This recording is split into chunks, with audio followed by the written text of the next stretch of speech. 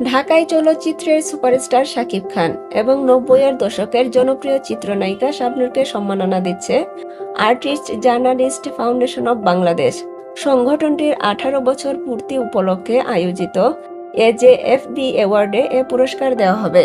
এতে চলতি বছর শাকিব খান পাচ্ছেন শ্রেষ্ঠ নায়কের সম্মাননা ও শাবনূরকে দেওয়া হবে বিশেষ সম্মাননা। শনিবার বিকেলে রাজধানীর ফার্মগেটের কৃষিবিদ ইনস্টিটিউশন বাংলাদেশের মিলনায়তনে অনুষ্ঠিত হবে এই অ্যাওয়ার্ড প্রদান অনুষ্ঠান। এজেএফবি সভাপতি ফারুক হোসেন মজুমদার জানান, শাকিব খানকে শ্রেষ্ঠ নায়ক ও শাবনূরকে বিশেষ সম্মাননা প্রদানের সিদ্ধান্ত নেওয়া হয়েছে। এছাড়া সেরা নায়ক হিসেবে মনোনীত হয়েছেন চিত্রনায়ক নীরব, সজল ও সিয়াম। সেরা নায়িকা বিভাগে আছেন শবনম বুবলী ও নুসরাত ফারিয়া। টিভি অভিনেত্রী হিসেবে মনোনয়ন পেয়েছেন সাদিয়া জাহান প্রভা, সামিরা খান মাহি ও তানজিন তিশা।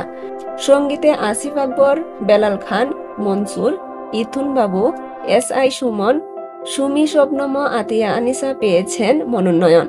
আয়োজক সংগঠনটি জানিয়েছে, এবারের অনুষ্ঠানে চলচ্চিত্র, টেলিভিশন, সঙ্গীত, নৃত্য, মডেলিং, কন্টেন্ট ক্রিয়েশন, বিনোদন, সাংবাদিকতা, নারী উদ্যোক্তা ও ফ্যাশন সহ বিভিন্ন ক্যাটাগরিতে সম্মাননা দেওয়া হবে। প্রতি বছরই এজেএফবি এই সম্মাননা আয়োজন করে থাকে। সংগঠনটির সভাপতি হিসেবে দায়িত্বে আছেন প্রযোজক ফারুক হোসেন মজুমদার এবং সাধারণ সম্পাদক চিত্রনায়ক নীরব।